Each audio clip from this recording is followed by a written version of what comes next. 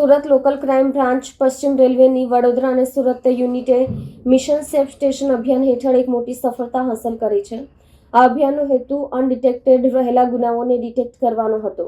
Surat local crime branch પશ્ચિમ રેલવેની વડોદરા અને સુરત યુનિટે મિશન સેફ સ્ટેશન અભિયાન હેઠળ એક મોટી સફળતા હાંસલ કરી છે. આ અભિયાનનો હેતુ અનડિટેક્ટ રહેલા ગુનાઓને ડિટેક્ટ કરવાનો હતો. આ અંતર્ગત ચંદીગઢથી બાંદ્રા જતી એક્સપ્રેસ ટ્રેનમાં એક મહિલાના પર્સની ચોરી કરનાર આરોપીની ધરપકડ કરવામાં આવી છે.